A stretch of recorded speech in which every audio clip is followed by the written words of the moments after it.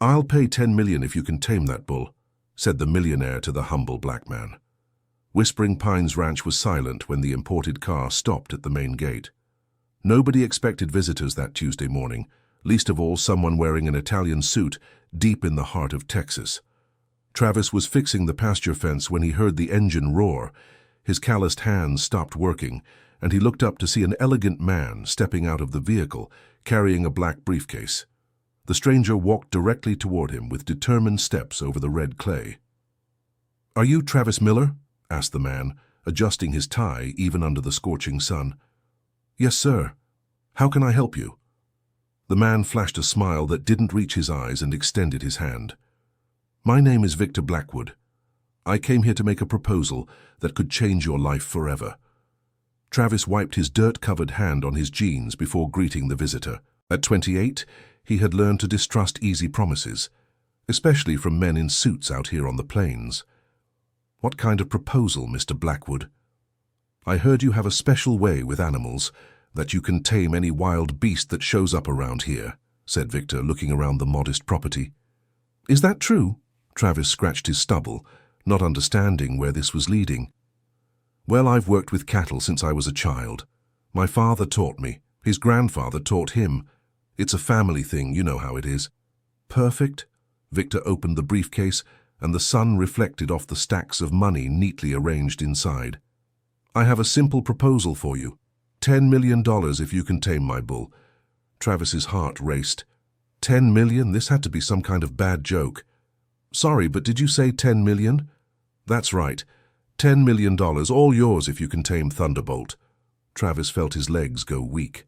With 10 million, he could buy the ranch where he worked, take care of his sick mother, give his young daughter a better future. But something didn't add up in this whole story. "And what's the problem with this Thunderbolt?" he asked, trying to keep his voice steady. Victor closed the briefcase and walked to the fence, pointing to the pasture at the back of the property. "Thunderbolt is a purebred bull, imported from Brazil. Cost me a fortune and was supposed to be the main breeder for my herd. The problem is nobody can get near him. I've already hurt 3 experienced ranch hands trying to tame him." "Hurt how?" "Nothing serious," Victor replied too quickly.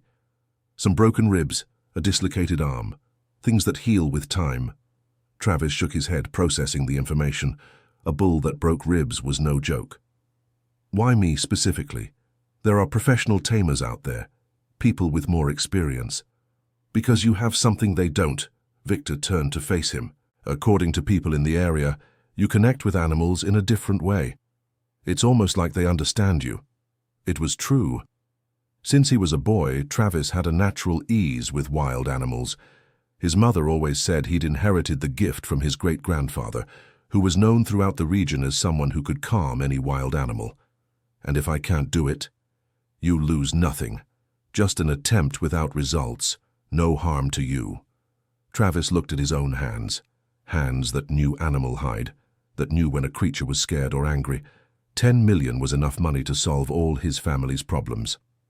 "Where is this Thunderbolt?" Victor pointed to a pickup truck parked in the shade of an old tree. "Right there, I brought him this morning." Dear listener, if you're enjoying the story, please take a moment to like and especially subscribe to the channel. It helps us a lot as we're just starting out. Now, continuing. Travis walked to the pickup truck and climbed onto the side to peer through the iron bars. What he saw made his blood run cold. Thunderbolt was enormous, with shiny black fur and horns that looked like daggers. His red eyes stared back with a fury Travis had never seen in any animal. "Good Lord," he murmured, slowly climbing down from the truck.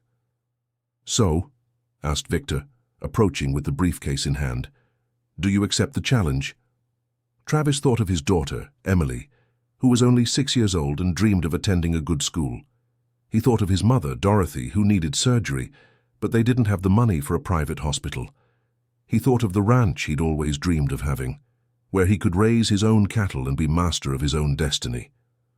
"I accept," he said, extending his hand to seal the deal. Victor's handshake was firm, but Travis noticed the man's palms were sweaty. There was nervousness there, maybe even fear. That made him question whether he really knew what he was getting into. "Great. Let's take Thunderbolt to the big pasture, and you can start whenever you're ready." Travis helped unload the bull, keeping a safe distance as the animal was led into the pen. Thunderbolt snorted and kicked, clearly irritated by the change of environment. His muzzle foamed, and his eyes kept searching for a way to attack. "I've never seen a bull like this," commented Travis, studying the animal's movements. "Thunderbolt has a complicated history," Victor admitted, putting the briefcase back in the car. "The previous owner said he was always aggressive, but I thought with patience I could change him." "And you couldn't?" "I spent a fortune trying, hired the best experts in the country, used every method I knew. Nothing worked. That's why I'm here." Travis watched how the bull behaved in the new environment. Thunderbolt sniffed the air, tested the strength of the fences with his horns, and kept his muscles tense, ready to react to the slightest movement. "Can I try tomorrow morning? I want to study him better first." "Of course. But remember, you only get one chance. If it doesn't work out, the deal is off." Victor got in the car and drove away, leaving a cloud of red dust in the air. Travis stood there, alone with his thoughts, and the most dangerous bull he had ever seen in his life. That night he could hardly sleep. He lay in the narrow bed of his simple home, listening to the nighttime sounds of the countryside and thinking about how to approach Thunderbolt. His experience told him that every animal had a weak spot, a way to be reached. The trick was to figure out which one. In the early hours, he got up and went to the pasture where Thunderbolt was. The bull remained alert, even in the dark, as if he never completely relaxed. His eyes glowed in the dim light, fixed on Travis. "Hey there, big fella," he murmured, staying outside the fence. "What did they do to you?" The bull snorted and pawed the ground but didn't approach. There was something about Thunderbolt's movements that didn't seem natural. It was as if the animal was always expecting a threat, always ready to defend himself. Travis spent the whole morning observing, making mental notes about the bull's behavior. He noticed Thunderbolt avoided a specific corner of the pasture, always keeping his distance from an area that looked just like all the others. He also noticed the animal reacted more intensely to sudden movements coming from the left. "Interesting," he murmured to himself. Around noon, his daughter Emily appeared at the pasture carrying a lunch pail. "Daddy, Mommy sent your food," the little girl said, handing over the pail and standing on her tiptoes to peek at the bull. "He's so big." "Yes, honey, and very angry too. Don't go near the fence, okay?" Emily nodded but kept watching Thunderbolt with childlike curiosity. The bull, in turn, seemed to notice the child's presence, and his movements became less agitated. "Daddy, why is he here?" Travis explained about Victor's proposal, adapting the details for his daughter's age. Emily listened carefully, then said something that made him rethink the whole situation. "The bull is scared, isn't he, Daddy?" "Scared? What makes you think that?" "It's like when I have nightmares. I get mad at everyone because I'm scared."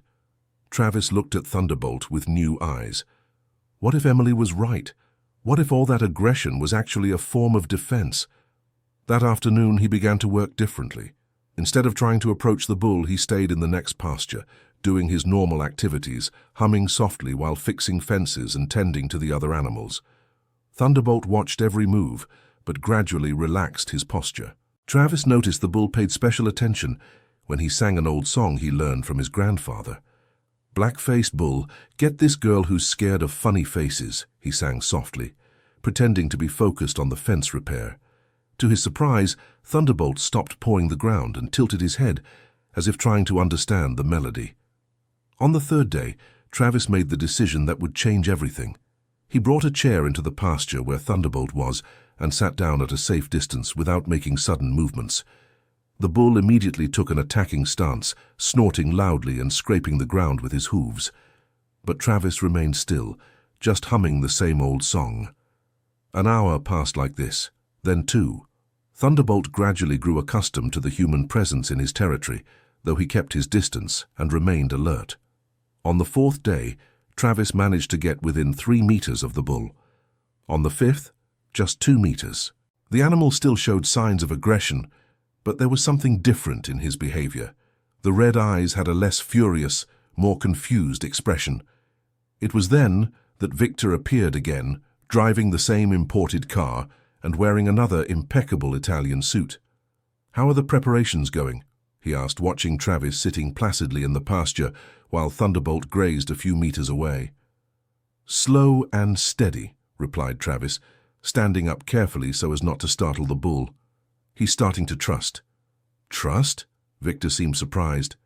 "Travis, you're not here to do therapy with the animal. You need to tame him, ride him, show him who's boss."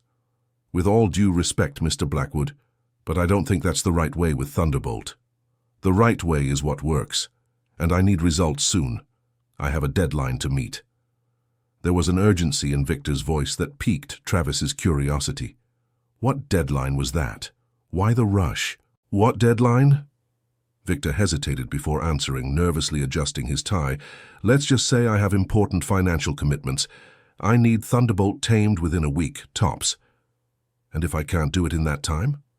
Then the deal is off, and I need to seek other alternatives." Travis didn't like the threatening tone in Victor's last words. What alternatives would those be? That night, he decided to speed up the process. If he only had a few more days, he needed to establish a deeper connection with Thunderbolt. He returned to the pasture after dark, carrying an old blanket and a thermos of coffee. He set up a small camp 5 meters from where the bull usually rested. Thunderbolt reacted with suspicion to Travis's nighttime presence, but did not attack. He kept watching, trying to understand what that human was doing in his territory during the dark hours.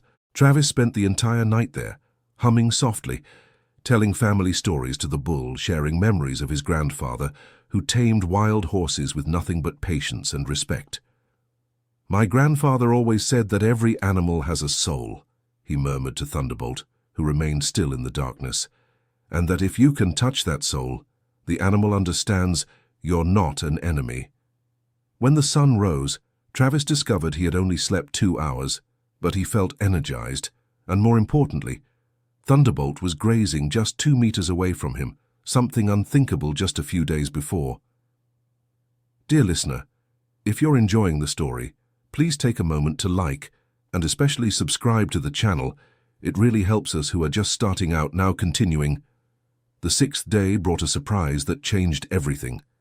Travis arrived at the pasture early in the morning and found Thunderbolt lying down, groaning softly. The bull was clearly in pain, but wouldn't let anyone approach. "What's wrong, big guy?" whispered Travis, noticing the animal was limping on his left hind leg. For the first time since he had arrived at the ranch, Thunderbolt didn't assume an attack position when Travis approached. Instead, he just watched him with eyes that seemed to be asking for help. Travis examined the injured hoof from a safe distance. There was a deep cut, probably caused by a piece of rusty metal he hadn't noticed before in the pasture. "I need to take care of this or it will get infected," he said gently, as if the bull could understand him. He went to the house to get his veterinary first aid supplies. When he returned, Thunderbolt was still in the same spot, watching every move carefully. Travis approached slowly, speaking in a calm and reassuring tone. To his surprise, the bull didn't pull back when he reached out to examine the wound. "Easy, big guy. I know it hurts, but I'm going to take care of you." The cleaning and bandaging process took almost an hour. Thunderbolt remained quiet the whole time, only trembling occasionally when Travis touched the most sensitive spot. It was as if he understood it was necessary. When he finished, Travis took a few steps back and watched the bull's reaction. Thunderbolt tested his hoof, felt that the pain had lessened, and then did something completely unexpected. He approached Travis and gently nudged his shoulder with his muzzle. "You're a good boy, aren't you?" murmured Travis, moved. "Someone hurt you badly before you came here." It was at that moment that Victor appeared again, but this time he wasn't alone. 2 men accompanied him, both wearing field clothes and carrying equipment that Travis couldn't identify. "What's going on here?" asked Victor, seeing Travis so close to the bull. "Thunderbolt got hurt. I took care of the wound and now he's calmer." "Calmer?" One of the men with Victor laughed scornfully. "Travis, you don't understand. This bull is too dangerous to exist. If you can't tame him today, we'll have to use other methods." "What methods?" "Permanent methods," Victor replied coldly. "Thunderbolt has already caused too much damage. I can't take any more risks." Travis felt his stomach turn when he understood what Victor was implying. They intended to put the bull down if he couldn't tame him that day. "Wait a minute, that wasn't part of our agreement." "It was implied." A bull that can't be used for breeding has no value. In fact, it's a danger. Travis looked at Thunderbolt, who had sensed the tension in the air and had started showing signs of aggression again. The bull positioned himself between the visitors and Travis, as if wanting to protect him. "Give me one more day. Just one more." "Impossible. My deadline is this afternoon. Either you can ride him now or we'll settle this another way." Travis's heart was beating out of rhythm. Riding Thunderbolt at that moment would be suicide, but the alternative was much worse. The bull had started to trust him, and he couldn't let this end tragically. "All right," he finally said. "I'll ride him." The two men accompanying Victor exchanged skeptical glances. One of them, who introduced himself as Curtis, shook his head. "Son, I've seen plenty of experienced cowboys get badly hurt trying to ride a mean bull. Are you sure about this?" "I am." Travis walked over to Thunderbolt, who greeted him with a soft snort. The bull seemed to sense that something was different, that there was danger in the air. "Easy there, big fella," whispered Travis, stroking the animal's neck. "I need you to trust me now, just this once." Thunderbolt trembled under the touch, but didn't pull away. His red eyes met Travis's, and for a moment there was a deep connection between man and animal. Travis placed a hand on the bull's back, testing his reaction. Thunderbolt stood firm, only turning his head to watch him. "This is crazy," murmured Curtis. "That beast is going to kill him." "No, he won't," Travis replied with a confidence he didn't know he had. "Thunderbolt isn't a bad animal. He was just scared." With a smooth, calculated movement, Travis climbed onto the bull's back. Thunderbolt shuddered and took a few nervous steps but didn't try to throw him off. "Easy, big fella, easy." Travis stayed mounted for only a few seconds before carefully dismounting. Thunderbolt watched him get off, then nudged his muzzle against his shoulder again. Victor and his companions fell silent, clearly impressed by what they had witnessed. "How did you do that?" Victor finally asked. "I treated him with respect. That's all." Curtis approached the fence, studying the interaction between Travis and Thunderbolt. "I've never seen anything like it. That beast was really trying to kill you last week." "Last week?" Travis turned to Victor. "You brought Thunderbolt here before?" Victor hesitated, exchanging uncomfortable glances with Curtis. "Well, yes, Curtis is one of the trainers who tried to work with him." "And you didn't tell me that?" "I didn't think it was relevant." Travis felt there was much more to this story than Victor was telling. Why hide important information? And why the rush to resolve the bull situation? "Curtis, what exactly happened when you tried to tame Thunderbolt?" The experienced trainer looked at Victor, as if asking for permission to speak. When Victor reluctantly nodded, Curtis took a deep breath. "It was 2 weeks ago. Victor brought me here saying he had a problem bull. When I saw Thunderbolt, I knew right away he wasn't a normal animal." "What do you mean, not normal?" "He had marks all over his body, old scars, and he reacted strangely to anything that reminded him of ropes or whips." Travis looked at Thunderbolt with new eyes. Now that Curtis mentioned it, he could see some marks on the animal's hide that he had assumed were natural. "Someone mistreated him before he came into your hands." Victor shifted uncomfortably, adjusting his tie for the 10th time. "Like I said, Thunderbolt has always been a problematic animal. The previous owner might have used more rigid methods." "Rigid methods?" Travis's voice carried indignation. "Are you talking about mistreatment?" "I can't confirm anything. I bought Thunderbolt through intermediaries." Travis moved closer to the bull, examining the scars he could now clearly identify. There were marks from ropes, whips, and possibly even electric shocks. "Good Lord," he murmured. "What did they do to you, boy?" Thunderbolt seemed to understand the compassion in Travis's voice. The bull moved even closer, allowing him to carefully touch the scars. "That's why he was so angry," said Travis, turning to Victor. "It wasn't meanness. It was trauma." "Trauma or not, I need results," Victor replied impatiently. "You managed to ride him. That proves he can be useful. Now we need to finalize the payment details." Victor opened the briefcase and counted out 10 stacks of money on the car hood. Travis had never seen so much money in one place, but something inside him hesitated to take it. "Before I accept the payment, I need to know one thing," said Travis. "What do you plan to do with Thunderbolt afterward?" "Use him for breeding as planned from the beginning. And if he becomes aggressive again? Victor and Curtis exchanged glances once more. There was something unspoken there, a silent communication that left Travis alarmed. "Travis, you've fulfilled your part of the agreement," said Victor, pushing the money toward him. "What happens afterward is not your problem." "That's wrong. If I broke Thunderbolt, he's my responsibility too." "Responsibility?" Victor laughed, but there was no humor in it. "Travis, you're a ranch hand. You're not in a position to care for an animal like Thunderbolt." "Yes, I am. And now that he trusts me, I won't abandon him." The tension in the air became palpable. Victor snapped the briefcase shut, clearly displeased with how the conversation was going. "Let's be practical," he said. "You need this money. Your mother needs surgery. Your daughter deserves a better education. Don't be foolish." "How do you know about my mother and my daughter?" "Small towns. Information travels fast." But Travis sensed something more sinister in that answer. Victor knew too many details about his personal life for it to be mere coincidence. "You investigated my family?" "I investigated your reputation as a trainer. The rest was extra information." Curtis shifted uncomfortably, clearly bothered by the direction the conversation was taking. "Victor, perhaps we should reconsider." "Reconsider what?" Victor turned to Curtis with cold eyes. "We have an agreement. Travis fulfilled his part. I'll fulfill mine." "And then?" asked Travis. "What happens to Thunderbolt after I take the money and leave?" "That's none of your concern." "Yes, it is. He trusts me now. If you hurt him." "No one's going to hurt anyone," Victor interrupted sharply. "Thunderbolt will live a comfortable life at my main ranch." Travis looked at the bull, who remained calm beside him. There was a connection between them now, something that went beyond trainer and animal. It was as if Thunderbolt understood that Travis was his only protection in this world. "I want to visit him," he said finally. "Visit?"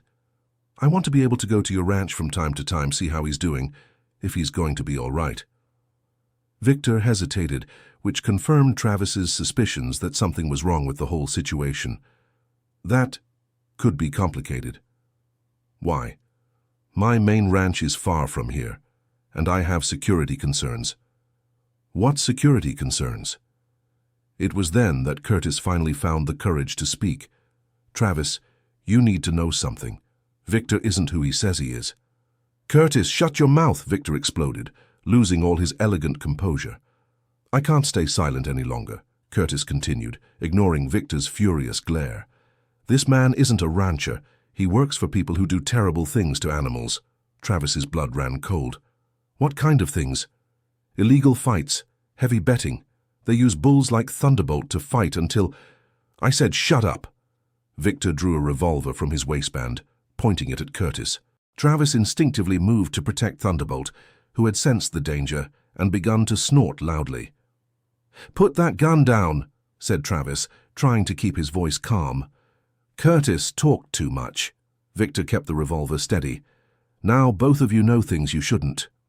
"Travis, I'm sorry," said Curtis with tears in his eyes. "They threatened my family if I didn't help, said it was just to watch you tame the bull, that nothing bad would happen." Everything made sense now. The rush, the easy money, the knowledge about his family. Victor had chosen Travis because he needed someone who could tame Thunderbolt quickly, someone who wouldn't ask too many questions. "Thunderbolt isn't going to any fighting ring," said Travis firmly. "Yes, he is. And you'll get your money and keep quiet, or your family will suffer the consequences." It was at that moment that Thunderbolt decided to act. The bull, which had remained relatively calm until then, sensed that Travis was in danger. With a quick and powerful movement, he charged toward Victor. The man was startled and fired the revolver into the air, which made Thunderbolt even more agitated. The bull charged with full force, breaking part of the fence and chasing Victor, who ran in a panic toward the car. "Control that beast!" shouted Victor, tripping over his own tie. "Thunderbolt, stop!" ordered Travis, placing himself between the bull and Victor. To everyone's surprise, the bull obeyed immediately, stopping a few yards from the car. His red eyes still blazed with anger, but he trusted Travis enough to obey the command. Victor got into the car in a hurry, still holding the revolver. "This isn't over here, Travis. I have powerful friends. They'll come for the bull, with or without your permission." The car sped off at high speed, leaving Curtis and Travis alone with Thunderbolt. "What have I done?" murmured Curtis, sitting on the ground with his head in his hands. "My family. They'll harm my family." "No, they won't," said Travis, helping the man to his feet. "We'll solve this together." "You don't understand. These people don't play around. They have contacts all over the region, money, influence." Travis looked at Thunderbolt, who had calmed down but remained alert. The bull seemed to understand that his life depended on what happened in the next few hours. "Curtis, do you know these contacts Victor mentioned?" "I know some. It's a big network, involves a lot of wealthy people who bet on underground fighting rings. They pay fortunes to watch animals fight." "What if Thunderbolt disappeared?" "What do you mean?" "If he vanished before they came to get him." Curtis looked at Travis as if he'd gone mad. "Are you thinking of hiding a half-ton bull? Where?" Travis smiled for the first time in hours. He had an idea, but he would need help. Dear listener, if you're enjoying the story, please take a moment to leave a like and especially subscribe to the channel. It really helps us who are just starting out. Now continuing. That afternoon, Travis put his plan into action. First, he called his cousin Hank, who had an isolated ranch 100 kilometers away in the mountains near the border with New Mexico. "Hank, I need a big favor, a really big one." "Speak, cousin. You know you can count on me." Travis explained the situation, obviously omitting the most dangerous details so as not to worry his cousin. He just said he needed to hide Thunderbolt for a while until he sorted out some paperwork problems. "I can take him tonight," offered Hank. "I have a cattle truck and no back roads that nobody uses." "Perfect. But be careful. He's a special bull. Don't let just anyone near him." "Trust me, cousin. Up here in the mountains, he'll be safe." While waiting for Hank's arrival, Travis and Curtis worked to erase any trace of Thunderbolt's presence at Whispering Pines Ranch. They cleared the pasture, fixed the broken fence, and spread dirt over the footprints. "Travis, are you sure about this?" asked Curtis for the 10th time. "If they find out you helped?" "I've made up my mind. Thunderbolt won't become entertainment for sadistic rich folks." When night fell, Hank arrived with the cattle truck. He was a 50-year-old man, Travis's mother's brother, who had been raising cattle in the mountains for decades. "Where's the famous bull?" he asked, stepping down from the cab. Travis led him to the pasture where Thunderbolt was. The bull stood up immediately, taking a defensive stance upon seeing the stranger. "Easy there, big fella," said Travis softly. "This is my cousin Hank. He's going to take care of you for a while." Thunderbolt sniffed the air, studying Hank carefully. The mountain man remained still, letting the animal size him up. "He's got scars," observed Hank. "Someone mistreated this creature. That's why he became aggressive. But now he trusts me. And he'll trust me too. I have a way with hurt animals." The process of loading Thunderbolt into the truck was easier than expected. The bull followed Travis up the ramp and boarded without resistance, as if understanding this was necessary for his safety. "Take good care of him," requested Travis, stroking Thunderbolt's muzzle one last time. "Promise?" "I promise. He'll have good pasture, fresh water, and peace. No one will hurt him up there." The truck departed into the darkness, taking Thunderbolt to a safe refuge in the mountains. Travis watched until the taillights disappeared around the bend in the road. "Now what?" asked Curtis. "Now we wait for the storm to pass." The storm arrived the next day. Victor showed up with 3 cars, bringing 6 armed men and a truck to transport Thunderbolt. "Where's my bull?" asked Victor, stepping out of the car with visible anger. "What bull?" Travis pretended not to understand. "Don't play games with me, Travis. Thunderbolt was here yesterday." "He sure was, but you took him away yesterday afternoon." "I didn't take anything." "Yes, you did. You and your henchmen put him in the truck and left, without even paying me the $10 million you promised." The men accompanying Victor exchanged confused glances. Clearly they expected to find the bull there. "You liar!" Victor drew his revolver again. "You've hidden Thunderbolt somewhere." "Prove it," challenged Travis calmly. Victor's men searched all of Whispering Pines Ranch. They turned over every corner, every corral, every barn. They didn't find a single hair from the bull. "He's not here, boss," reported one of the henchmen. "No sign of him anywhere." Victor was visibly upset. He had invested a lot of money and time in Thunderbolt, and now the bull had simply disappeared. Travis, you're going to tell me where you hid that animal, or the consequences will be severe. I have nothing to tell. You took the bull away yesterday. Curtis! Victor turned to the trainer, who was clearly terrified. You were here. Tell the truth. Curtis looked at Travis, then at Victor, clearly torn between fear and loyalty. I was drunk yesterday afternoon, he lied. I don't really remember what happened.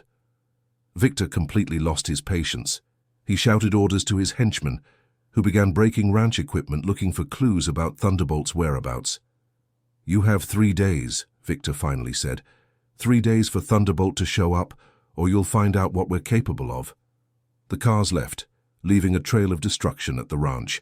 Travis and Curtis were left alone, assessing the damage. I think we made a mistake, said Curtis, looking at the broken equipment. These people won't give up easily. No, they won't. But Thunderbolt is safe, and that's what matters. That night, Travis called Hank to check how the bull was adjusting to the new surroundings. He's doing fine, his cousin reported. Still a bit wary, but he's already grazing normally. And believe it or not, he approached me this morning. Really? Really? I let him sniff my hand and he didn't back away. I think he sensed I'm related to you or something. Travis smiled, relieved. Thunderbolt was starting to trust other people, which meant his trauma was being overcome.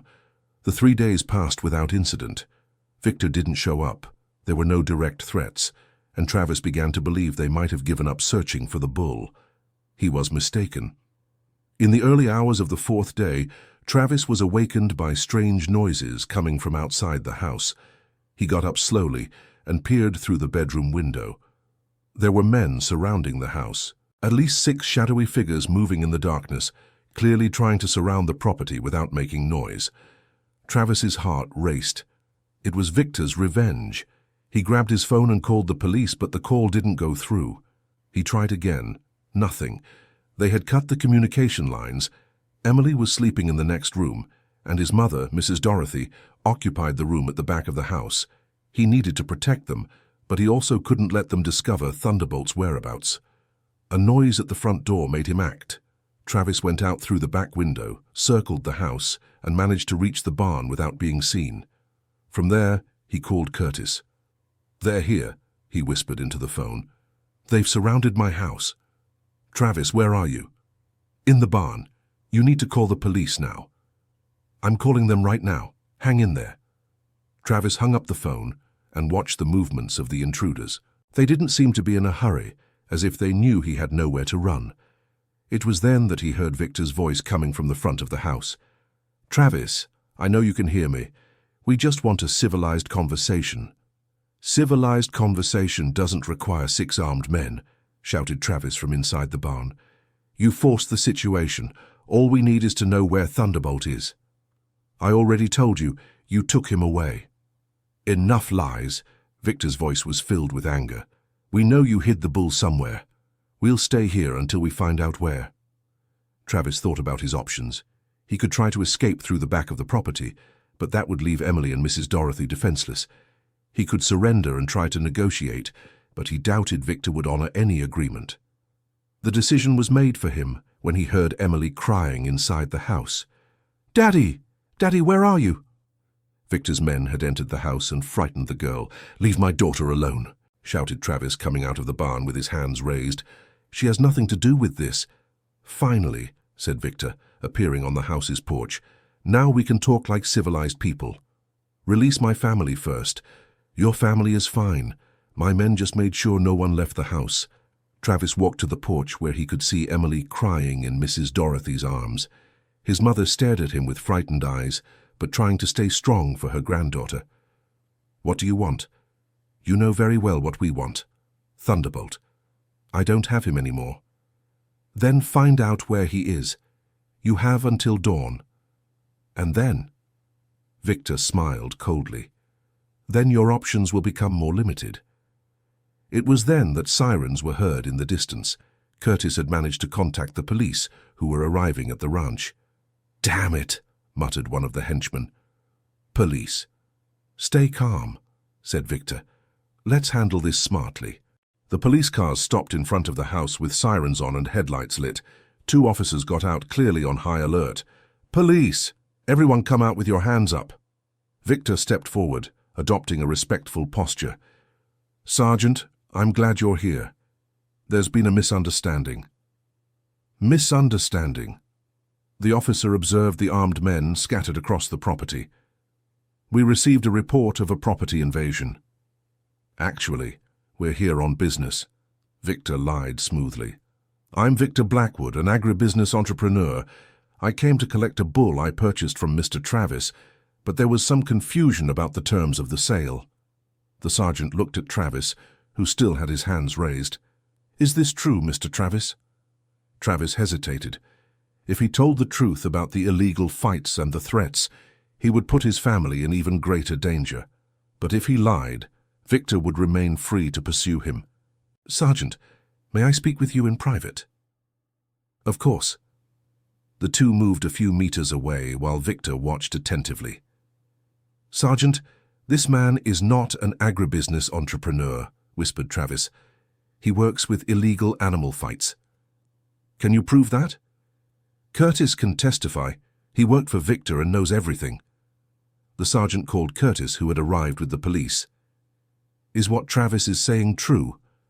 Curtis looked at Victor, then at the armed men, and finally found the courage to speak the truth. "Yes, Sergeant. Victor hired me to help tame a bull for clandestine fights. When Travis found out, he hid the animal to protect it." Victor tried to interrupt, but the sergeant silenced him with a gesture. "Continue, Mr. Curtis. They threatened my family if I didn't cooperate, and when the bull disappeared, Victor came back here with these armed men to force Travis to tell where he was." The sergeant observed Victor with hard eyes. "Mr. Blackwood, I need you and your companions to come with us to give statements." "Sergeant, this is absurd. I have nothing to do with illegal fights." "Then you won't mind answering a few questions at the station." Victor realized the situation was getting out of control. He made a discreet signal to one of his men, who began moving toward the back of the property. Travis noticed the movement and alerted the sergeant, who immediately called for backup on the radio. "No one leaves here until we clarify this situation," ordered the officer. In the following minutes, 2 more patrol cars arrived at the ranch. Victor's men were disarmed and searched, while he himself was handcuffed and placed in the patrol car. "This isn't over, Travis," said Victor before being taken away. "I have powerful lawyers. I'll be out in a few hours." "Maybe," replied Travis calmly, "but Thunderbolt will remain far from you." After the police left, Travis hugged Emily and Mrs. Dorothy, relieved to have his family back safely. "Daddy, who were those bad men?" asked Emily. "People who wanted to hurt our bull friend, but they won't succeed." Curtis approached, visibly shaken by the events. "Travis, thank you for giving me the courage to tell the truth. I couldn't live with this weight on my conscience any longer. We did what was right." "And now?" "Victor said he has lawyers, that he'll be out of jail soon." Travis looked toward the horizon, where the sun was beginning to rise over the mountains where Thunderbolt was safe. "Now we'll make sure he never finds our friend again." 2 weeks later, Travis received a call that would change everything. It was from the officer in charge of Victor's case. "Mr. Travis, I have good news. Victor Blackwood has been sentenced to 5 years in prison." "Sentenced? So quickly?" "We discovered he had outstanding arrest warrants in 3 states for involvement in illegal gambling and animal cruelty. Your report was the missing piece of the puzzle." Travis felt immense relief. Thunderbolt was finally safe. "And the other men?" "They were arrested too. The whole gang was dismantled. We found evidence of dozens of illegal fighting rings organized by them." "Can I get my bull then?" "Yes, you can, but Mr. Travis, I need to warn you, you'll need to regularize the animal's status. Technically, he still belongs to Victor." "How can I do that?" "Victor lost all rights to the animals when he was convicted. The state will auction off his assets, including Thunderbolt. If you're interested, you can participate in the auction." Travis didn't have money for any auction, but an idea began forming in his mind. That afternoon, he and Curtis went into town to speak with the family lawyer, Mr. Patterson, an elderly man who had known Travis since he was a child. "Sir, I need help with a complicated situation."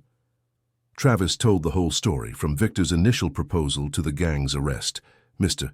Patterson listened carefully, making occasional notes. "This is an interesting situation," the lawyer finally said. "You saved an animal from mistreatment and exposure to illegal activities. That can be used as an argument to challenge ownership." "How so?" "There's legal precedent regarding animals rescued from abusive situations. In some cases, custody can be transferred to those who demonstrate the ability to properly care for the animal." "Do you think I have a chance?" "With proper help, yes. But you'll need witnesses, veterinary reports proving the mistreatment, and most importantly, a suitable place to keep Thunderbolt." Travis thought of Hank's ranch in the mountains. It was the perfect location, with extensive pastures, abundant water, and enough isolation to guarantee the bull's peace. "Sir, if we can prove Thunderbolt was mistreated and that I can take care of him, how much would the whole process cost?" Mr. Patterson smiled paternally. "Travis, your father helped me greatly when I was young and just starting in my profession. It would be an honor to return the favor by handling this case pro bono." "Pro bono?" "For free. I won't charge any fees." Travis felt his eyes well up with emotion. There were good people in the world, after all. In the following months, Mr. Patterson worked tirelessly on Thunderbolt's case. He obtained veterinary reports proving the mistreatment, witness testimonies about the bull's previous aggressiveness and his transformation under Travis's care, and most importantly, an official document transferring custody of the animal. During this time, Travis visited Thunderbolt regularly at Hank's ranch. The bull had completely transformed. His eyes no longer held that red fury, replaced by a confident calmness. He grazed peacefully, interacted friendly with other animals, and had even begun approaching people other than Travis and Hank. "He's healed," Hank observed during one of the visits. "Doesn't even seem like the same animal that arrived here." "Love heals any wound," Travis replied, stroking Thunderbolt's muzzle. He just needed to feel safe. It was during one of these visits that Travis had an idea that would change not only his life, but also that of many other people. "Hank, what if we created a sanctuary here?" "Sanctuary?" "A place to take in mistreated animals, give them a new chance. Thunderbolt probably isn't the only creature who's been through this." Hank looked around his mountain property. He had enough space, abundant natural resources, and most importantly, the generous heart needed for such a project. "That would be a beautiful idea," he said thoughtfully. "But how would we fund something like that?" "With donations, sponsorships, maybe even government programs. Mr. Patterson can help us with the legal aspects." The idea grew and took shape over the weeks. Mr. Patterson was thrilled with the project and offered help to create a non-profit foundation. Curtis volunteered to be the first staff member, putting his experience with animals to work for the cause. 3 months after Victor's arrest, the Thunderbolt Sanctuary was officially opened. It was a simple but functional setup, with spacious corrals, paddocks for different kinds of animals, a small veterinary clinic, and lodging for visitors and volunteers. The first animal to arrive, besides Thunderbolt, was a mare named Hope, who had been abandoned by her owners after getting hurt in an illegal race. Then came a fighting dog rescued by the police, some injured cats found in the city, and gradually the sanctuary filled with animals in need of a second chance. Travis moved permanently to the mountains, bringing Emily and Mrs. Dorothy. His mother recovered completely from her illness after they managed to pay for the surgery with money raised from the sanctuary's first campaigns. Emily, who was now 7 years old, became one of her father's main helpers. She had developed the same natural ability to connect with animals, especially the most traumatized ones.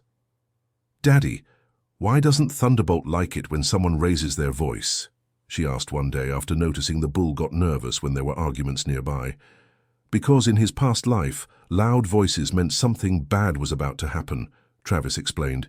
"He still remembers that." "But he's safe here, right?" "Yes, honey. And with each passing day he understands better that he doesn't have to be afraid anymore." The sanctuary quickly became well known in the region. Journalists came to do stories, veterinarians offered volunteer services, and families started bringing their children for educational visits. But it was one specific visit, almost a year after the opening, that brought the biggest surprise of all. Travis was in the pasture with Thunderbolt when he saw a familiar car coming up the dirt road. It was Mr. Patterson, but he wasn't alone. Out of the car stepped an elegant woman, about 60 years old, who observed the sanctuary with a critical but interested eye. "Travis, I'd like you to meet Mrs. Catherine Reynolds," said Mr. Patterson. "She's one of the biggest investors in social projects in the state." "Pleased to meet you, Mr. Travis," said Mrs. Catherine, extending her hand. "I've heard a lot about your work here. So glad you came to visit. Would you like to meet our animals?" Mrs. Catherine spent the whole afternoon at the sanctuary, asking detailed questions about each animal, the maintenance costs and future plans. Travis noticed she paid special attention to his interaction with Thunderbolt. "It's impressive," she said finally. "That bull really trusts you." "Thunderbolt taught me that any heart can be healed with patience and love," Travis replied. "Mr. Patterson told me the whole story, how you managed to turn a violent animal into this." Mrs. Catherine pointed at Thunderbolt, who was grazing calmly while Emily played nearby, with no sign of aggression. "He was never violent," said Travis. "He was just scared and hurt. When he realized he wouldn't suffer anymore, he went back to being what he always was, a gentle and smart animal." "And how many other animals do you think could benefit from work like this?" "Hundreds, maybe thousands. There are so many animals out there suffering, waiting for someone with the patience to heal them." Mrs. Catherine nodded thoughtfully, then took a card out of her purse. "Mr. Travis, I'd like to schedule a meeting with me next week. I have a proposal that might interest you." The meeting took place at Mrs. Catherine's office downtown. Travis put on his best clothes but still felt out of place in that elegant, corporate environment. "Mr. Travis, I'll be direct," said Mrs. Catherine Reynolds as soon as they were seated. "I want to fund the expansion of your sanctuary." "Fund how?" "Completely. Expand the facilities, hire professional veterinarians, create educational programs, maybe even open branches in other states." Travis was speechless. It was more than he had dreamed of in his most optimistic fantasies. "Why?" he finally asked. "Because I lost my husband 2 years ago in an accident. He always said that when he retired, he wanted to care for abandoned animals. He never got the chance." Mrs. Reynolds paused, emotional at the memory. "Funding your project would be a way to fulfill his dream. And after seeing what you managed to do with Thunderbolt, I'm sure the money will be put to good use." "How much are we talking?" $5 million to start, with more resources as needed." Travis had to lean on his chair to keep from fainting. $5 million was far more than the $10 million Victor had offered, and this time for a truly noble cause. "Mrs. Reynolds, I accept, but with one condition." "What is it?" "I want you to come visit the sanctuary regularly. The animals need to feel loved by many people, not just by me." Mrs. Reynolds smiled for the first time since they had met. "I accept the condition." 2 years later, the Thunderbolt Sanctuary had become the largest rehabilitation center for mistreated animals in the Midwest. With modern facilities, a professional staff of 20 people, and over 200 animals in recovery, the project had exceeded all expectations. Travis, now 32 years old, had become a national reference in animal rehabilitation. He received invitations to speak at universities, consult for other sanctuaries, and even proposals to write a book about his experiences. But what made him most proud was seeing Emily, now 9 years old, working by his side with the same passion and dedication. The girl had developed a special ability to handle orphaned puppies and very young animals. Thunderbolt, the bull that had started this whole journey, had become the symbol of the sanctuary. His transformation from an aggressive animal to a gentle ambassador of the institution inspired visitors and staff daily. "Daddy, remember when Thunderbolt was mean?" asked Emily one day while brushing the bull's coat. "Yes, I remember, sweetie. Why?" "Sometimes I have nightmares that he becomes mean again." Travis stopped what he was doing and approached his daughter. "Emily, look at me. Thunderbolt will never be mean again. Do you know why?" "Why?" "Because he knows he is loved. And when a heart knows it's loved, it doesn't need to feel anger anymore." Emily smiled, reassured by her father's explanation. "It's like Grandma always says, love heals everything." "Exactly. Travis watched his daughter go back to brushing Thunderbolt and felt a deep peace in his heart. He had begun this journey motivated by the need for money to care for his family. He ended up discovering that the real treasure wasn't in the 10 million offered by Victor, but in the possibility of transforming lives. Thunderbolt shook his head, as if approving Travis's thoughts, and continued grazing placidly under the afternoon sun. In the distance, other animals from the sanctuary rested in their respective spaces, all saved, all healed, all finally at peace. That night, after Emily went to sleep, Travis sat on the porch of his new house and reflected on everything that had happened. From ranch hand to sanctuary director, from a man desperate for money to a reference in animal rehabilitation. Curtis approached, carrying 2 cups of coffee. "Thinking about life?" he asked, offering a cup to Travis. "Thinking about how things have changed. 3 years ago, I was just a guy who needed money to save my family. And now you save animal families every day. It's funny how life works, isn't it? Victor wanted to use Thunderbolt to cause harm. Ended up that Thunderbolt was used to do good. Very good. Do you have any idea how many animals we've saved? Over 1,200 in the last 2 years. And how many families have visited the sanctuary? About 15,000 approximately." Curtis shook his head, impressed with the numbers. Who would have thought a fierce bull would change so many people's lives? Thunderbolt was never fierce, Travis corrected gently. He was just waiting for someone who understood his pain. The 2 men fell silent, appreciating the tranquility of the mountain night. In the distance, they could hear the soft sounds of animals settling down to sleep. "Travis, can I ask you something?" "Of course." "Do you ever regret not taking Victor's money?" Travis smiled, looking toward the house where Emily and Mrs. Dorothy slept peacefully, toward the sanctuary that had become his life, toward the mountains he now called home. "Curtis, Victor offered me $10 million to tame a bull. In the end, it was my whole life that got tamed, and what I gained is priceless." End of story. Now tell me, what did you think of Travis and Thunderbolt's story? Do you believe love can truly heal any wound, whether in people or animals? Leave your opinion in the comments. We really want to know what you think about this incredible transformation. And if you know any similar stories of overcoming challenges and caring for animals, share them with us. Don't forget to leave your like and, most importantly, subscribe to the channel so you don't miss other heartwarming stories like this one.